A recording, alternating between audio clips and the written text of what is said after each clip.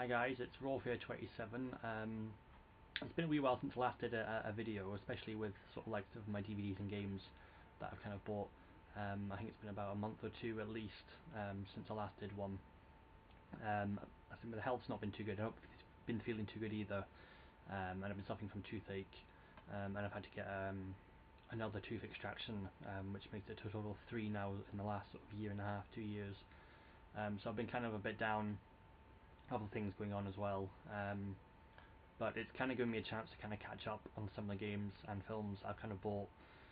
So most of the ones I'm going to talk about today I've either played or I've watched, possibly maybe not finished all of them or watched all the films, but I'll do my best to kind of tell you my kind of little review of each film and game.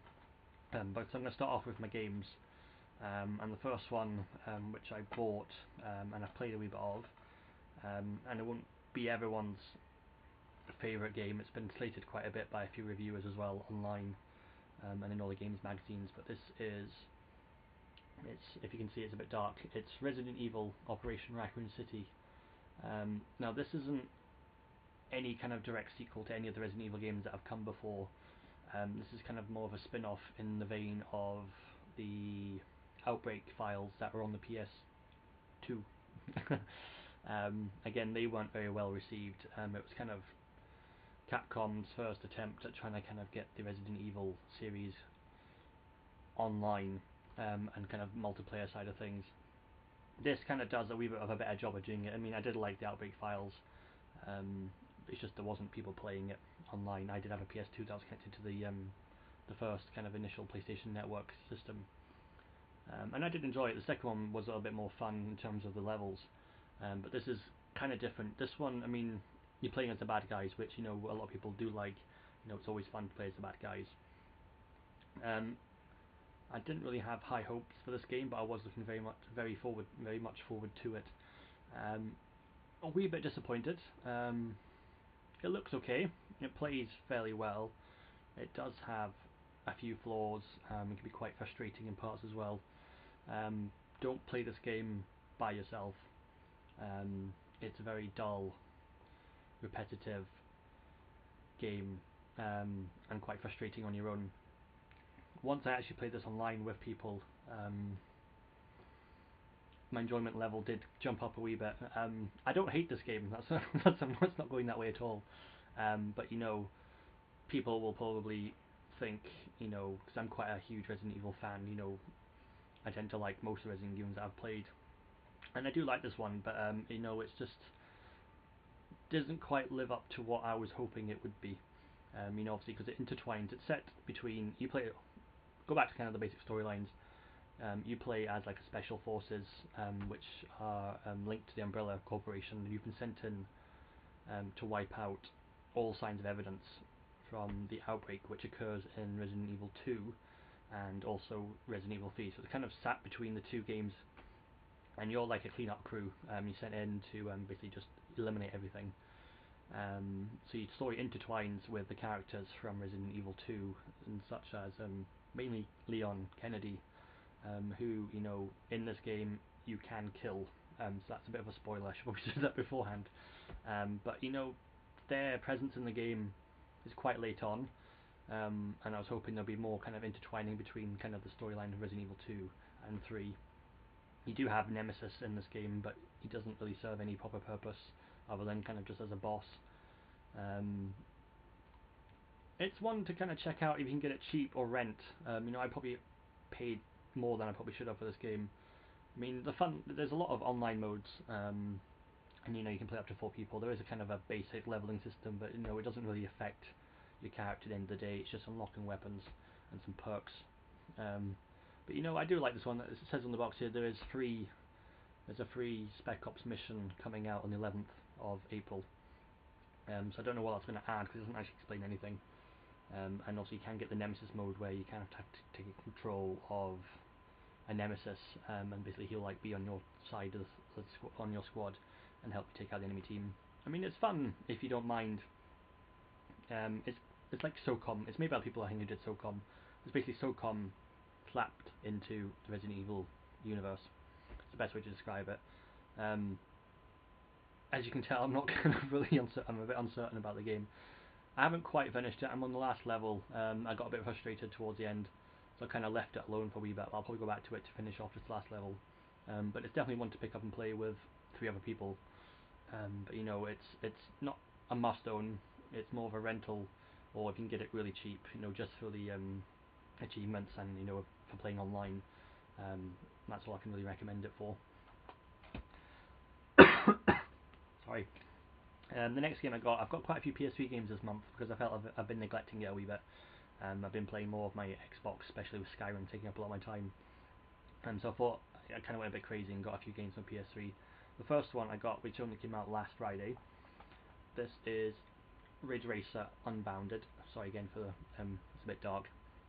Um, the best way to kind of describe this is obviously it's your typical Ridge Racer game, so it's all about drifting, but it's kind of been mashed with what I like to describe as Split Second meets Burnout. Um, it's a kind of open world city, but obviously you're kind of stuck to specific tracks, but the world opens up um, the more races you do. But I mean, obviously it's you kind of play over districts, and you kind of have to win the races to take over that area, and then you move on to the next one. It's a racing game, obviously. It's a difficult one to describe. You know, it's I've played it and I do enjoy it, but it is quite tricky. If you're expecting just kind of your normal bog standard racing game, think again. You know, it does require a lot of kind of thinking. Your drifting basically unlocks a power ability, which is like a boost, which enables you to kind of take out your opponents. And littered around maps and races, there are destructible environments as well as kind of explosive set pieces as well, which you can detonate by driving into them, to help kind of it all kind of adds towards points which help you unlock more cars and more tracks. The main thing with this game, it has got a city track editor, um, quite simple to use. You know, it enables you to build your own tracks, and obviously as you kind of progress through the game, you can unlock more track pieces and items to scatter around the track as well. Again, I haven't really played much of it. I got the limited edition here, which comes with 3 cars and 5 paint jobs, which, for what I paid for it, wasn't worth the money. I paid near £50 for this copy when I could have got it for about £10 cheaper from the same place. It just I happened to order it from eBay, and they charged £47 on the Shop2 site on eBay. But if you actually bought it direct from Shop2, it was only like 36. So I was kind of hasty probably in buying it from them, because obviously I paid a lot more for it. But it is a very good game. Again, as I said, it's challenging, but you know, stick with it. Once you kind of get the more powerful cars and faster cars, it does become a lot more fun.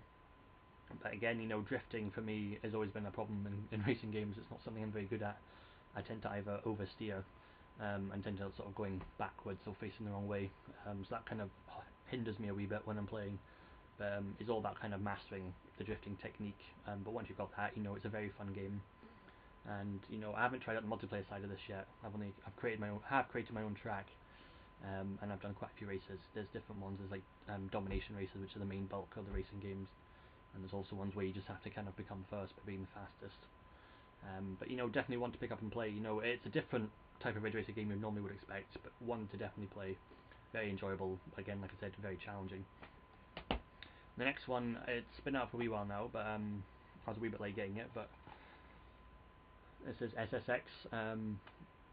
Obviously, a lot of people know that when this first was announced, it was called Deadly Descents. I know it's going to have a story-driven game, but I think after a lot of feedback, they decided to kind of go back to basics and create a more modern SSX game in the vein of sort of Tricky and Number 3, which are very, very good snowboarding games. There's not a lot I can really say about this game that people don't already know. You know, it's just insane mountain tracks. Again, you know, there's a lot of scope in this. You know, there's a lot of tracks. You've got like sort of real mountains all over the world. I don't know if the tracks are obviously real or not, but you've got kind of classic SSX characters. Just a really fun fun game. Again, it's quite challenging in parts. The specific equipment you need to use on specific tracks. You've got flight suits, lanterns, because there's a few nighttime races as well, which make it quite challenging. Again, it's just one to very much pick up and play. It's got a thing like the auto log facility that they had in the Need for Speed games, where if your friends are playing and they sort of set a record time or score on a track, it'll tell you so that you can go out and beat them. I've got a friend who has been playing this quite a lot, and he's set some really high scores, which I've struggled to achieve any kind of dominance over him yet. I did beat him once in a track, but then he quickly soon kicked my ass and took over again. He knows who he is. But stick with this one. Practice makes perfect basically in this one. It's just fun, insane tricks, snowboarding, frustrating in parts again, but there's a sorry, I can't really talk properly. There's a rewind button where if you do fuck up, you hit that button, it rewinds, but obviously there's a point penalty, so we don't want to overuse it, otherwise you'll start losing a lot of points. But a definite must-own title. The next couple I'm going to talk about are some of my favourite games of all time. Well, one of them is one of my favourite game series of all time. That's the best way to describe it. And I've been waiting for this for quite a while, and I was hoping there was almost a chance it wasn't going to arrive, but eventually it did.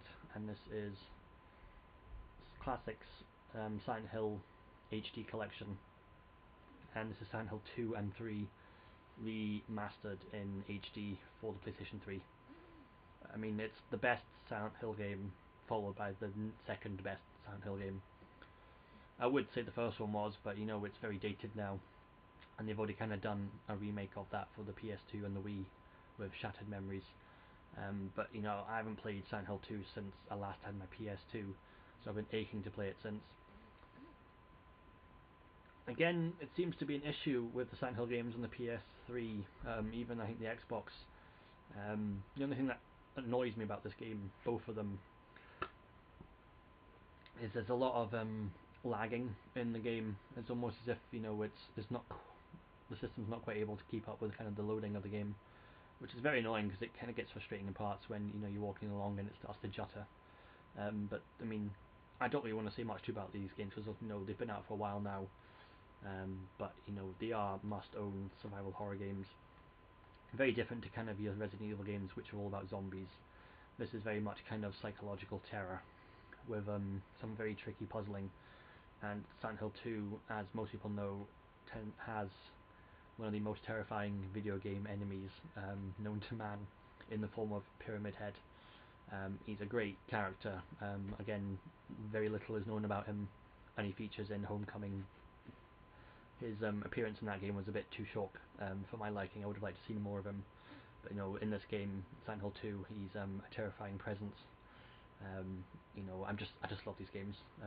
Third one, again, I really liked. I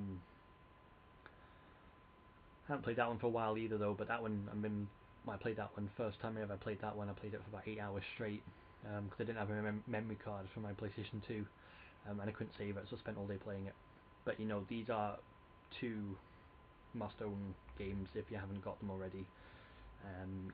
It's cheap. It's only about £22 for these two games on the one disc. Definitely pick up and own and play. Out of most games I have, I think next to Skyrim, these are definitely one of my favourite games ever. And following on from that one is the new Silent Hill game, and this is Silent Hill Downpour. Now this is number 8, if I'm right, in the series. And they've tried to breathe a bit of new life into the series because it has been kind of waning a wee bit over the past couple follow-ups. I don't want to say too much about this one because I'm still playing through it. But you play as a character called Murphy Pendleton, and you don't really know much about him at first, apart from he's a prison inmate and he's being transferred to a more secure facility. And on the way, during a storm, the bus crashes. He escapes and ends up finding himself in Silent Hill. That's probably not that far from where I've gotten to. As the title suggests, Downpour, it involves a lot of water and rain, and obviously working out from this enemies seem to be more frequent when it's heavy raining, so you want to kind of get indoors to escape. Again, this game suffers really badly from sort of lagging. I was playing it today earlier on, and it was really frustrating.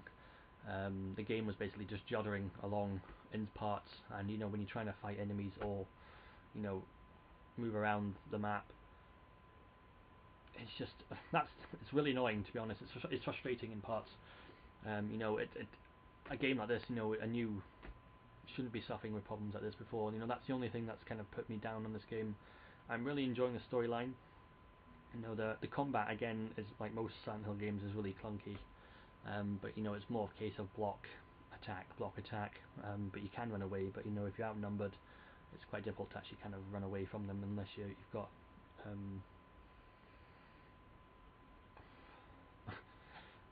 I do sound a bit frustrated about this game, which because I really wanted this to be really good, and it does show signs of promise. It's just that the whole kind of loading issue is a main sort of sore point for me.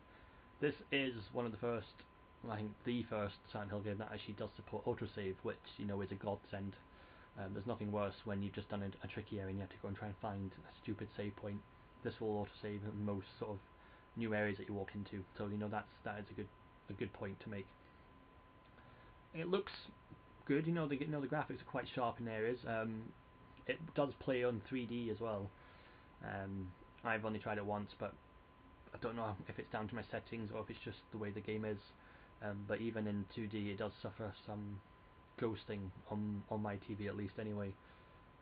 But again, I don't want to play the game with the settings down too dark, because I find it really difficult to see. There's some areas in this game, when it's pitch black, and even with a torch, it's still a struggle to see. It does add to the tension. There's some areas where it's you hear crying, there's ghosts, just freaky stuff, and I just find it a bit too dark. It does kind of remind me of a bit of Condemned in parts.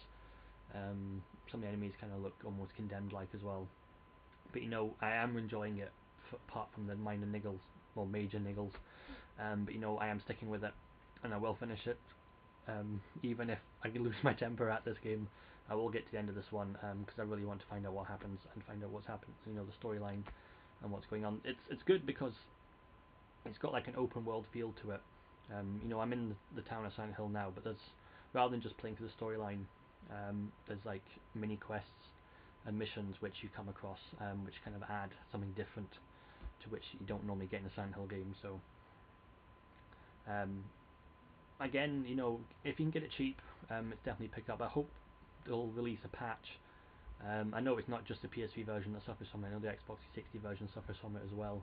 I mean, this is even installed into the hard drive, so you shouldn't really be suffering from load problems. But I do hope they release a patch to fix this, because I really would like to play this properly without kind of my character juddering everywhere and the camera kind of going off on its own, because the it's my movements isn't catching up to the system. But I am really liking this so far. So that's my games for now. Again, it's not a lot. Well, to me it's not a lot. Maybe to some it's quite a few, but that's kind of what I've gone over the past couple of months. So I'm going to move on to some films now that I have. And the first one is Paranormal Activity 3 on Blu-ray, and this also comes with a DVD and digital copy. And to be honest, I was actually quite surprised by this film. The first one I wasn't overly keen on. I had moments where it felt like it was going to be a really good horror film, but then I kind of felt a little short-changed by the ending, which also I felt about the second one. I enjoyed the second one a lot more, but again, the ending let me down, and that's the only thing I can say about this one as well. The special effects are very good in this film. You look at some of the scenes in this film and you think, how the hell did they manage to do that? This is a lot more scarier. But again, the ending is always something that annoys me about these films. It always kind of builds up to what you think is going to be a really good sort of suspenseful, scary ending, and it always kind of feels too short, and they don't do as much as you think they could have, if that makes any sense. But this is a good, out of all three of them so far, this has to be my favourite one, just for the scares throughout the film, and it's funny how the series has started, because you think at the first film it's then gone backwards in time, um, to explain kind of what's been going on. So in the first one, it's one of the sisters. In the second one, it's the other sister, and then this goes back to them when they were children. So I don't know what's going to happen, because there's a fourth one out, I've heard, this year. So I don't know how that's going to pan out, unless it's going to be a sequel rather than a sort of a prequel. But really a good one to watch if you like your kind of paranormal Blair Witch style films. Again, the picture quality with this being Blu-ray is quite good. It's quite clear, it's crisp, it's sharp. The sound quality is really good as well. But one of my favourite kind of paranormal films so far. The next one is, I don't know how to explain it. It's a horror thriller, and it's called The Vanishing on 7th Street. And it, without kind of wanting to ruin the film, the main premise is the fact that kind of everyone's just kind of vanished, and there's only a small handful of survivors left. And it's all to do with the dark. You have to stay in the light. The dark, if you go into the darkness takes you and you become part of it. And that's kind of the only way I can sort of make sense of this film. It's not really scary, but it's got suspenseful moments in it, and it's got Hayden Christensen, who's not as wooden in this film as he normally is in other films. He's the one that plays Anakin Skywalker in the second and third Star Wars movies, the newer ones. And it's also got, I don't know, I can never pronounce her name right. I don't know if it's Tandy or Thandie, but I'm going to say Thandie Newton. It's probably Tandy Newton, but correct me if I'm wrong. And John Leguizamo, who's been in quite a few. He was in Land of the Dead.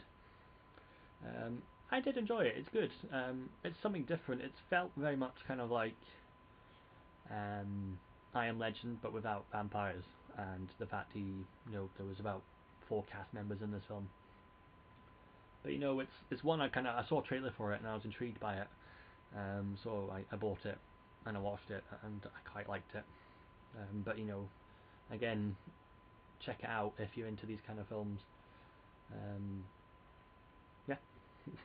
The next one I haven't watched. I've seen the trailer for it, and I lent it to my sister and she watched it and she said it was very good. And this is called The Girl Next Door, and it's based on a book by Jack Ketchum, and supposedly it's a true story, and it's set in the 1950s, late 1950s, and these two girls' parents die and they go to live with their aunt, and it's just basically a story of abuse, which is given to the girls by that aunt, who seems to be very jealous of their presence, and she's got 3 sons, and basically throughout their time, there's a boy that lives next door and he's 12, and he becomes friends with the older of the 2 sisters, and he notices that they've been getting abused. And he kind of gets involved in it, and at the end of it, I mean, I don't want to say too much about ruining the film, but it's quite disturbing, a disturbing film. I've not read the book myself, but it does deal with subjects of like rape and abuse, so it's not for everyone. But I've heard and read up on quite a lot about this film. It's one of these kind of ones that you kind of want to watch, but maybe only ever watch once. I don't think it's kind of nasty or brutal or gory in that kind of sense, but obviously it deals with kind of some sort of sensitive areas. But it's supposed to be quite a well-made and acted film.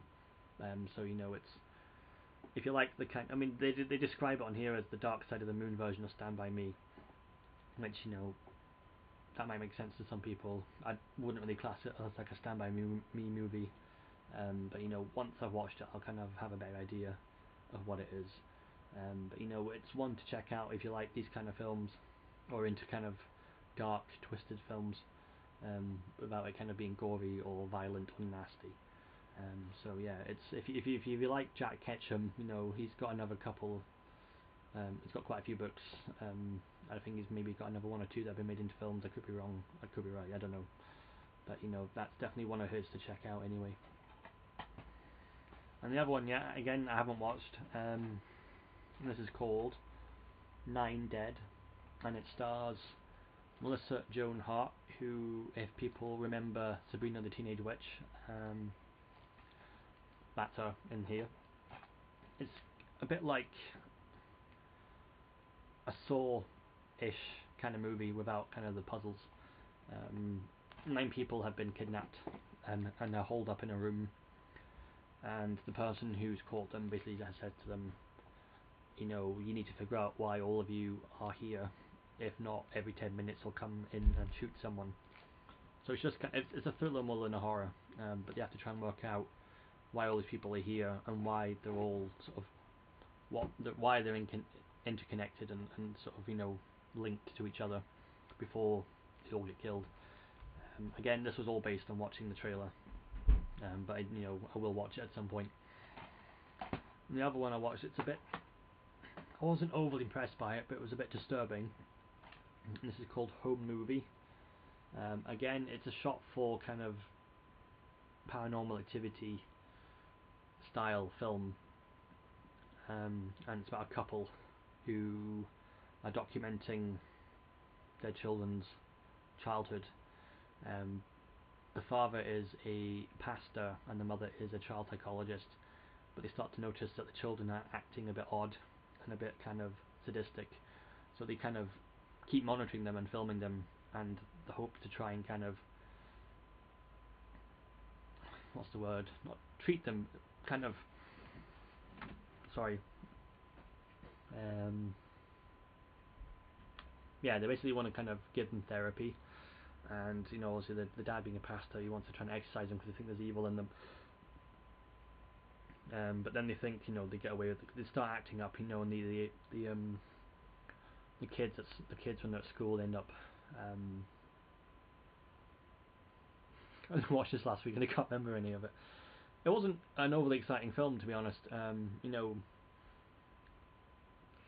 It's a couple of quid. That's what I probably use them both for. Again, I read up on the reviews and a lot of people said it was alright. Again, it was one of these kind of love it or hate it films. But I was intrigued by kind of what the basic premise of the film was. The ending was a bit disturbing, but it wasn't, again, not an overly excited film. But if you like these kind of surreal movies, and these are kind of the hidden ones that I managed to kind of stumble across when I'm buying films, then it's kind of one. It's okay to watch once. Again, I said it just ended too soon, I think, for my liking. And it didn't quite go into as much detail. A lot of it was kind of just the parents talking, and then it was a bit dull. Again, so it wasn't. I got nothing else to say about it, to be honest. I'm going to stop. And last but not least, is a quirky, fun little horror comedy film, which I saw a trailer of on my Xbox through the Zune Marketplace, and I saw that it was only $2.99 on Amazon, so I thought I'd buy it. And this is called Santa's Slay, and it stars ex-WWE wrestler Bill Goldman, who plays Santa, who is actually the son of Satan. But 1,000 years ago, Santa lost a bet to an angel, and he had to spend the next 1,000 years spreading goodwill and joy at Christmas time. But now his 1,000 years are up, and he wants to cause merry hell at Christmas time. So it's just it's a comical horror slasher film. It's not badly acted. It's quite funny. Again, it's just one I picked up for cheap, but I was actually quite impressed for what I paid. It was quite good. There was the beginning of it was a bit cheesy, and there are some sort of cheesy one-liners from Santa here. But it was good. It's only a 15, and it's just a quirky little fun film. So why not? So that's me, really. Again, always leave comments if there's anything you can suggest. things are going to be a bit quiet over the next few months. I'm trying not to spend as much money, so I'm going to just play through some of the games that I've gotten since Christmas, and Skyrim is still taking up a lot of my time. And again, I'm mixing it up between that and Silent Hill. So it probably will be a couple more months before I next do another video. But again, like I said, any suggestions, I'm more than willing to listen. And if you like what you see, not this mug, but what I do, again, it's, I'm still learning, it's still practice at the end of the day. Always subscribe, it's always helpful. So yeah, that's me. Again, thanks again for watching. Hope I didn't bore you too much. Like I said, I do ramble on sometimes, so we'll leave it at that. Thanks again, guys. Cheers.